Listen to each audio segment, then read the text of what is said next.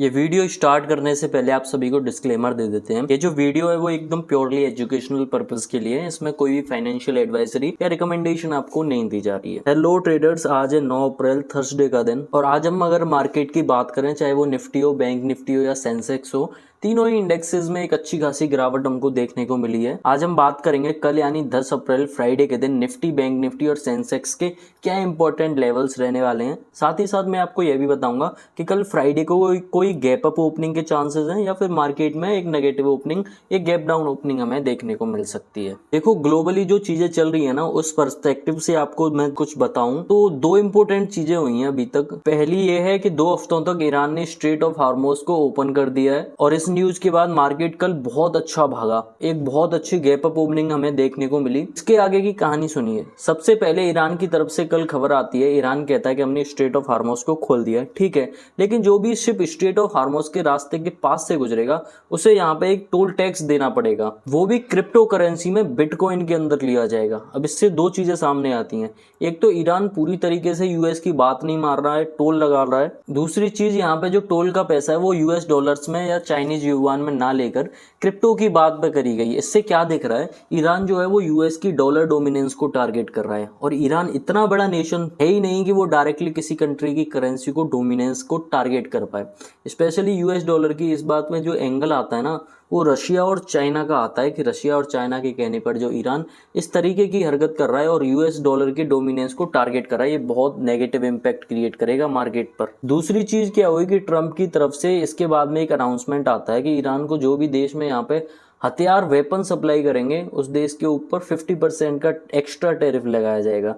तो मतलब चीजें अभी कहीं ना कहीं तक माहौल गर्म है, कुछ भी शांत नहीं हुआ है। ईरान ने सीज फायर एग्रीमेंट तो कर दिया है लेकिन कंप्लीटली नहीं किया। तो मार्केट को सिर्फ न्यूज के बेसिस पर जज मत करना, ये पूरा मार्केट कॉम्प्लेक्स हो गया है, क्रिटिकल हो गया, कहीं भी जा सकता है, ऊपर और नीचे दोनों तरफ। चलिए अब फटाफट निफ्टी की बात कर लेते हैं। निफ्टी का जो इंपॉर्टेंट सपोर्ट लेवल है वो है 23,600 का। इस लेवल को हम लोग मार कर लेंगे। निफ्टी अगर यहाँ से फ्री फॉल करते हुए इस लेवल के आसपास आती है तो थोड़ा सा हमको अलर्ट पोजीशन में आ जाना है। अगर इस लेवल को थोड़ा सस्टेन कर लेती है निफ्टी तो ये हमारे लिए बहुत अच्छी बात होगी। लेकिन अगर 23,600 का लेवल नीचे की तरफ निफ्टी तोड़ देती है तो इस बाजार में पुट साइड की तरफ हम लोग अपना टारगेट बनाएंगे, डायरेक्शन बताएंगे। निफ्टी 23,600 के लेवल को तोड़ के जो पहला लेवल आएगा वो 23,565 का होगा, फिर उसके बाद 23,525 का और इसके थोड़ा नीचे आए तो 23,490 का लेवल ज़्यादा दूर नहीं है, आसानी से अप्रोच हो सकता है।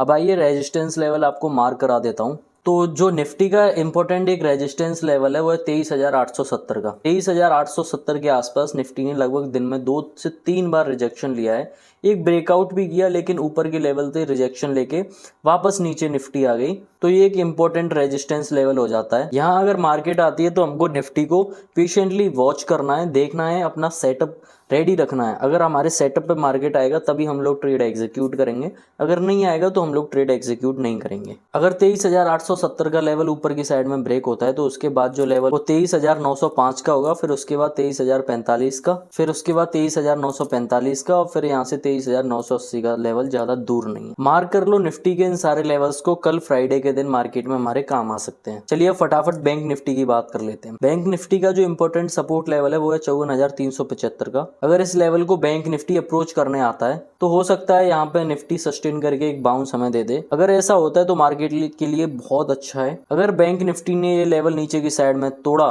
तो हम लोग पीई साइड की तरफ व्यू बनाएंगे और इस लेवल को तोड़ने के बाद निफ्टी 54,375 के बाद 54,260 पे आएगी, फिर इसके बाद 54,170, फिर 54,855 का important approachable level, support level बन जाता है बैंक निफ्टी में। अगर ऊपर की तरफ हम लोग बात करें, आपको रेजिस्टेंस मार्क करा दूं तो इंपॉर्टेंट रेजिस्टेंस है 55,095। मॉर्निंग में सेम लेवल पे बैंक निफ्टी ने इस सपोर्ट का काम किया है। उसके बाद वापस जब बैंक निफ्टी आया इस लेवल को तोड़कर ऊपर आके इसको रेजिस्टेंस कंफर्म करा, फिर नीचे गया, मतलब ये एक लेवल कंफर्म हो चुका था कि एक इंपॉर्टेंट रेजिस्टेंस लेवल। अगर 55,095 के ऊपर, अगर 55,095 के आसपास बैंक निफ्टी आता है तो हाई चांस है कि यहाँ से रिजेक्शन ले ले। लेकिन फिर भी अगर मार्केट इस लेवल को तोड़ देता है तो इसके बाद जो पहला लेवल होगा 55,195 का होगा, फिर 55,300 का होगा, फिर 55,405 का एक इंपॉर्टेंट अप्रोचेबल लेवल बन जाता है। मार्क कर लो इन सारे बैंक निफ्टी के लेवल्स को, कल फ्राइडे के दिन हमारे काम आ सकते हैं। अब बात करते हैं जल्दी सेंसेक्स के सारे लेवल्स को देख लेते हैं। देखो सेंसेक्स के पास हमारे पास जो इंपॉर्टेंट सपोर्ट आ रहा है वो है